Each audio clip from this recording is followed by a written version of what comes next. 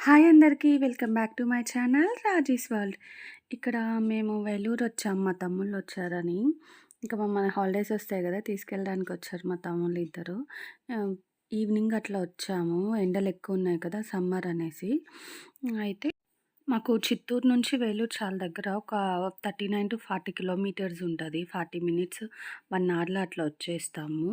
ఇక్కడ ఫోర్ట్ ఉంది. ఫోర్ట్ లోపల ఒక శివాలయం ఉంది. జలకంఠేశ్వర్ అనేసి అక్కడికొచ్చాము. గోల్డెన్ టెంపుల్‌కి ఇంకా లోపలికెళ్ళాలా. ఫస్ట్ ఇక్కడ ఫోర్ట్ ఉంది చూసుకొని వెళ్దామని వచ్చాము.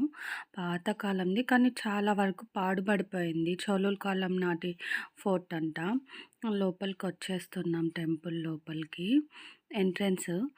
టెంపుల్ అయితే చాలా పెద్దదసలు.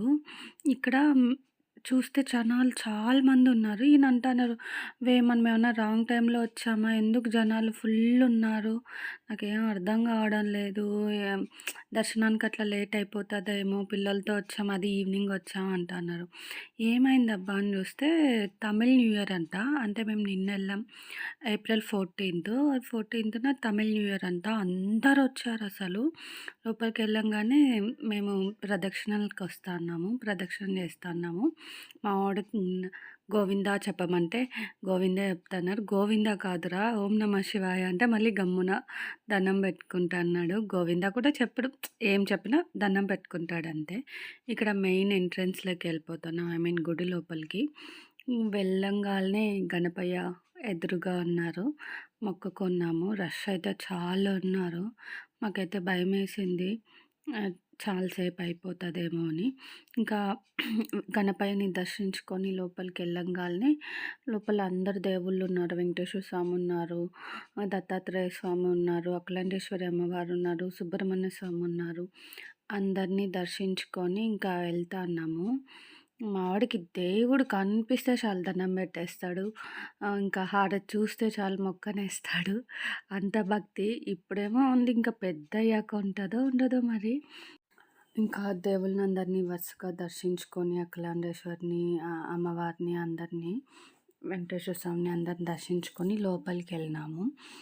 వెళ్తా అంటే ఇక్కడ ఒక శివలింగం లాగా శివలింగమే పెట్టేసి ఒక బావి ఉంది. ఆ బావిలో నుంచి వాటర్ మోటర్ ఏసి తీసి అభిషేకం చేస్తే మంచిది. ఒక చెంబు వచ్చేసి రూ. 10 అని అమ్ముతా ఉన్నారు అక్కడ అవ్వ వాళ్ళు. ఇంకా మేము ప్రతి ఒక్కరికి మా వాడికి తప్ప అందరికీ తీసేసుకున్నాము. తలా ఒక చెంబు. తీసుకొని హేమ్‌ని పాపం మెట్లు ఎక్కలేకుంది తీసుకొని. అందుకని ఆ పిల్లది కూడా నేను తీసుకొని రమ్మని అభిషేకం చేస్తన్నాము.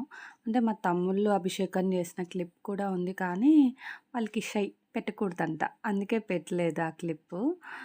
ఇంకా మా హేమ్‌నికి రావట్లేదనేసి ఎనకాల ఎవరో అంకుల్ వచ్చి చేయించినారు. దేవుడు నామస్మరణ చేసుకుంటే చేయాలమ్మా నేను మా హేమ్‌నికి చెప్తాంటే, మా హేమ్‌ని కూడా పాపం శ్రద్ధగా చేస్తాంది. వీడైతే నేను కూడా చెయ్యాలా అనేసి దేవుడిని మేము చెప్పను కూడా చెప్పలేదు. వాడే తాకి మొక్కుకుంటన్నాడు శివయ్యని. దాని తర్వాత లోపలికెళ్ళిపోయినాం. మెయిన్ లోపల దేవుడు దగ్గరికెళ్ళినప్పుడైతే క్లిప్పింగ్ తీయలేదు. అక్కడ అలో చేస్తారో, అలో చెయ్యరో అనేసి. దర్శనం అయితే చాలా బాగా జరిగింది. ఒక హాఫ్ అన్ అవర్‌లో అయిపోయింది మొత్తం. టెంపుల్‌లో లోపల అభిషేకం మేము ఇక్కడ అభిషేకం చేసింది.